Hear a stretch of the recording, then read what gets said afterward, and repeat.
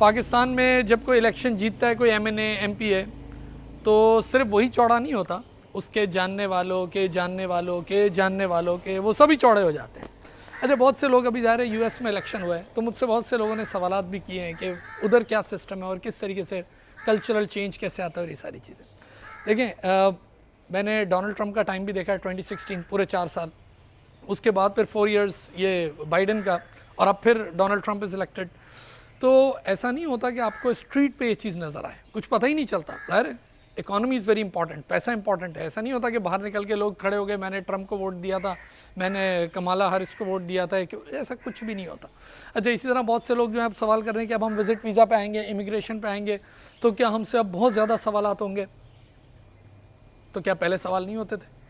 हाँ, जो अभी पिछला टाइम गुजरा है बाइडन का, क्या ऐसा होता था कि आप एंटर हुए और बगैर सवाल के यू गो एंड स्लिप? ऐसा तो नहीं होता था ना।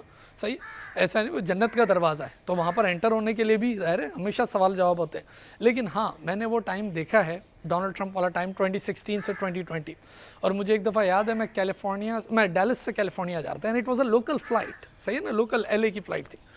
और उस लोकल फ़्लाइट के अंदर, ऐसे फ़्लाइट कराची से लाहौर की फ़्लाइट हो, और उस लोकल फ़्लाइट के अंदर ऐसा था कि बाकायदा इतनी पकड़ दकड़ हो रही थी, वरना लोकल फ़्लाइट में कैसे होगी, सही है ना, उसमें पकड़ दकड़ हो रही थी, और लोगों का लीगल स्टेटस और ये सारी चीज़ें चेक हो रही थी। तो ठीक है, ब्यूरोक्रेसी का कल्चर चेंज होना, क्योंकि ज़्यादा डायरेक्टर्स चेंज हो जाते हैं कि एजुकेशन के, वो हेल्थ के या USCIS के और इन सब इमिग्रेशन के, वो तो एक अपनी जगह है। लेकिन आपको स्ट्रीट पे, रोडों पे ये चीज़ें थोड़ी नज़र आएगी, नेबर्स में ये वो भाई जो जॉब पे जा रहे हैं, बिजनेस पे जा रहे हैं, वो अपने काम से काम रखेंगे, सबको पैसा कमाना है। अच्छा, अब यहाँ पर मैं एक और, मैंने पहले भी एक दफ़ा वीडियो बनाई थी कि how the US president is elected. लोगों को ऐसा लगता है, देखिए 2016 में डोनाल्ड ट्रंप को 3 मिलियन कम वोट पड़े थे।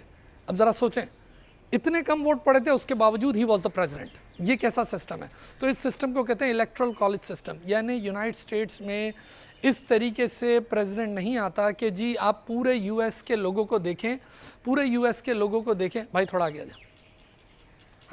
तो पूरे US के लोगों को आप देखें, सॉरी अबाउट दैट। अच्छा, पूरे US के लोगों को आप देखें कि जी उनको आप काउंट करें और जो मेजॉरिटी वोट देगा वो प्रेसिडेंट बनेगा, ऐसा नहीं होता।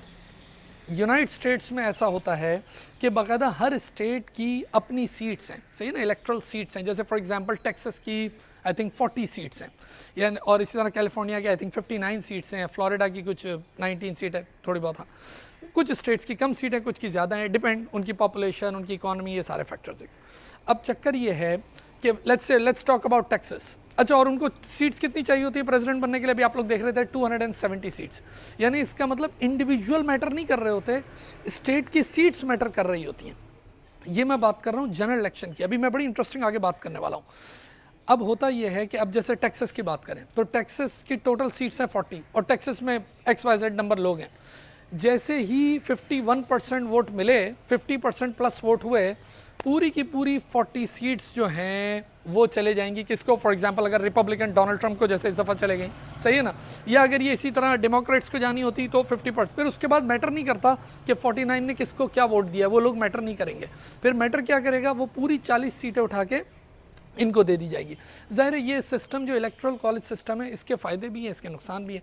इसका ज़ाहिर है बहुत बड़ा फ़ायदा तो ये है कि एक एफिशिएंसी आ जाती है, सही है ना, कि आपको हर स्टेट पे बहुत ज़्यादा मेहनत करने की ज़रूरत नहीं है, खर्चा इतना करने की ज़रूरत नहीं है। फॉर एग्जांपल टेक्सास ऑलवेज़ एक रिपब्लिकन स्टेट है, इस तरह कैलिफोर्निया जो है वो डेमोक्रेट स्टेट है। इवन इस दफ़ा अगर ये डेमोक्रेट्स हार गए, लेकिन फिर भी कैलिफोर्निया से तो वो ले ही गए ना वो सारी सीटें।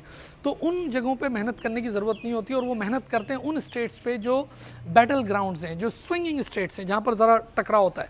फिर इसी तरह अगर कहीं आखिर में गलती भी हो जाए तो you just need to recount the state seats, not the whole United State seats, है कि भाई इधर एक प्रॉब्लम था तो इसको काउंट कर लिया, तो ये एक बेनिफिट हो जाता है।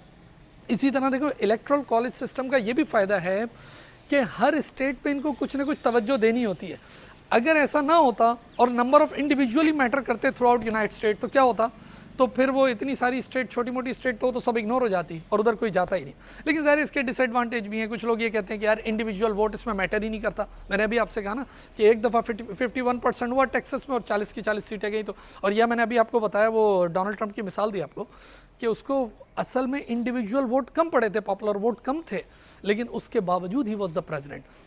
फिर इसी तरह ये होता है कि एक बड़ा डिसएडवांटेज ये भी है कि स्टेट्स इग्नोर होती हैं और सिर्फ बैटल ग्राउंड्स पे काम होता है। बैटल ग्राउंड्स क्या होती हैं? यानी वो स्टेट्स जहाँ पर टाकरा होता है, यहाँ पर जो स्विंगिंग स्टेट्स जो रिजल्ट को बदल देती हैं, सही है ना। जैसे मैंने कहा ना, Texas is not a battle ground, वो तो इन्हीं का है कि भाई ये यहाँ से रिपब्लिकन ही जाएगा। कैलिफोर्निया उनका है, वहाँ से वो जाएगा। लेकिन जैसे एरिज़ोना हो गया या नेवाडा स्टेट थी, या आई थिंक इस दफ़ा जैसे फ्लोरिडा थी, ऐसे कुछ 2-4 पेंसिल्वेनिया, ये वो कुछ स्टेट ऐसी होती हैं जो बैटल ग्राउंड होते हैं, उस पर फिर इनको जाके ज़्यादा काम करना पड़ता है, तो बोलते हैं बाकी स्टेट इग्नोर भी होती हैं। अच्छा, अब मैं जो आपको इंटरेस्टिंग बात बता रहा हूँ वो सुने। अभी तक पाकिस्तान में, इंडिया में, पूरी दुनिया में लोग क्या देख रहे होते हैं? जनरल इलेक्शन देख रहे होते हैं जो नवंबर में हुआ था कि यार इसी से प्रेसिडेंट इलेक्ट होता है। ऐसा नहीं है, इससे पहले भी एक इलेक्शन हुआ था, उसको कहते हैं प्राइमरी इलेक्शन। वो सुनना है, वो इंपॉर्टेंट कॉन्सेप्ट है। जनरल इलेक्शन तो होता है जिसमें दो लड़ते हैं आपस में, सही है ना, और तीसरे इंडिपेंडेंट एक दो, लेकिन इन दो की रियल फाइट होती है डेमोक्रेट्स और रिपब्लिकन्स की। ये तो है general election, real presidential election. लेकिन यहाँ तक ये पहुँचे कैसे हैं, उसके लिए कुछ महीनों पहले, आई थिंक मार्च में हुए थे शायद, वो कहलाते हैं प्राइमरी इलेक्शन। मैं भी गया था वोट देने, लेकिन मैं दे नहीं पाया था उस टाइम, सही है ना, रश बहुत था।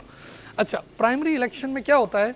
प्राइमरी इलेक्शन में जो कैंडिडेट है ना, जैसे डोनाल्ड ट्रंप रिपब्लिकन का कैंडिडेट है, उसको अपने ही बंदों से लड़ना होता है, यानी काइंड ऑफ नॉमिनेशन। अच्छा, उसमें भी हम ही वोट दे रहे होते हैं, और पहले वो अपने बंदों से फाइट करेगा और फिर ट्रंप जीतेगा in primary election, then he will be eligible for general election, और वो आगे आएगा। इसी तरह डेमोक्रेट्स को, उनको भी अपने बंदों से लड़ना होता है उसमें, यानी प्राइमरी इलेक्शन में इंट्रा पार्टी फाइट होती है। अच्छा, अब यहाँ पर एक टेक्निकल पॉइंट ज़रा सुन लें। जैसे अभी इस दफ़ा हुआ था तो डोनाल्ड ट्रंप यहाँ से जीता और वहाँ से बाइडेन जीत गया था, लेकिन बाइडेन ने कुछ टाइम बाद आके क्या किया, उसने कहा नहीं भाई मैं गिव अप करता हूँ, और उसने कमाला हैरिस को दे दिया। कुछ लोगों का कहना ये भी है कि उसके हारने की एक वजह ये भी थी इस लेडी के, कि भाई उसने आखिर में उसको बिल्कुल दिया जुलाई में जाके इस तरह। अच्छा, अब आप ज़रा सोचें कि आप प्राइमरी इलेक्शन में क्या कर रहे हैं। आप प्राइमरी इलेक्शन में डेमोक्रेट्स, यानी आप बाय हार्ट कौन है? रिपब्लिकन है। डोनाल्ड ट्रंप को आपको वोट देना, आप चाहते हैं डोनाल्ड ट्रंप प्रेसिडेंट बने, लेकिन आपने क्या किया? प्राइमरी इलेक्शन में डेमोक्रेट्स को वोट दिया जानबूझ के, और उनके किसी वीक कैंडिडेट को दिया ताकि उनका खास कैंडिडेट आगे आ ही नहीं सके। इनके वीक कैंडिडेट को प्राइमरी इलेक्शन में जिता दिया और उसको लेके आ गए, और जब नवंबर में लाए जनरल इलेक्शन में तो इनका स्ट्रॉन्ग कैंडिडेट और उसका वीक कैंडिडेट, उसने उसको उठा के ऐसे ही पछाड़ दिया।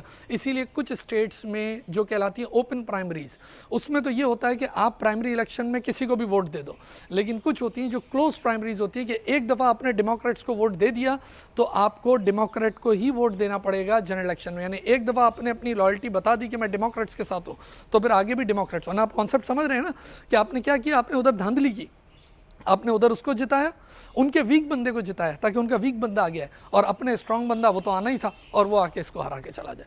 अच्छा, खैर इस दफ़ा भी इलेक्शन में देखा कि दोनों के अपनी अपनी यूनिक सेलिंग पॉइंट थे, सही है ना। डोनाल्ड ट्रंप का अपना यूनिक सेलिंग पॉइंट तो ज़ाहिर है वो था उसका इमिग्रेंट वाला, और बड़ा स्ट्रॉन्ग पॉइंट है वो, ज़ाहिर है, और स्पेशली इलीगल इमिग्रेंट्स का कि यूएस कितना अफोर्ड करेगा।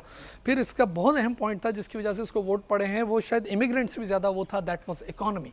कि यार हम लोगों ने, मैंने खुद 9 साल यूएस में देखा कि इतना सस्ता होता था, यानी ग्रोसरी एवरीथिंग, लेकिन अब हम जो इन्फ्लेशन देखते हैं इट्स टू मच। तो उसने सबसे बड़ी बात ही आके ये की, तभी उसको वो सिर्फ ऐसा ही नहीं कि सिर्फ उनको इमिग्रेंट्स के भी वोट बहुत सारे मिले, जो इमिग्रेंट सिटीजन्स हैं उन्होंने भी वोट डाले इसको, डोनाल्ड ट्रंप को, इसी वजह से कि भाई किसी तरह हमारे अंडे, ब्रेड, ये चीज़ें कम हो जाए, इस पर बात हुई। तभी वो दूसरे जो हैं वो शोर मचा रहे हैं। अच्छा, दूसरों के यूएसपी क्या हैं? उनकी यूनिक सेलिंग पॉइंट था वुमेन राइट्स, जैसे अबॉर्शन पे उन्होंने बहुत शोर मचाया हुआ है कि भाई अबॉर्शन वाले राइट्स। फिर इसी तरह वो LGBT वाला केस जो है वो उनकी तरफ से वो ज़्यादा है डेमोक्रेट्स की तरफ से, तो उनके शोर उस तरफ थे। लेकिन ज़ाहिर है इसका इस वक्त सबसे अहम पॉइंट जो था वो इकॉनमी वाला था, और वो इकॉनमी वाले पॉइंट की वजह से, और मेरा ख्याल है शायद ये बारी बारी चलता रहता है। और जो लोग इस तरह सोच रहे हैं, मुझे इधर बहुत से लोग ये सवाल करते हैं ना कि सर अब क्या होगा, ये क्या होता है। ऐसा कुछ भी नहीं। क्या पहली दफ़ा थोड़ी रिपब्लिकन आ रहा है, या पहली दफ़ा कोई डेमोक्रेट थोड़ी आ रहा है। आप जिम जाते हो, आप जॉब पे जाते हो, आप बिजनेस कर रहे होते हो, आप ड्राइव कर रहे होते हो, यानी आपके अपने, आपको कल्चर अपना वही मिलता है। ये ऐसा नहीं होता कि यार वो चौड़ा हो गया और ये पतला हो गया, और वो तो हाँ ज़ाहिर है डिपार्टमेंट्स, उनकी ब्यूरोक्रेसीज और उनके कल्चर पर इफेक्ट आएगा, और वो पॉलिसीज ज़ाहिर वो देते हैं इस तरह उस तरह। चलें, अपना बहुत सारा ख्याल रखें। You have a great day now, thank you.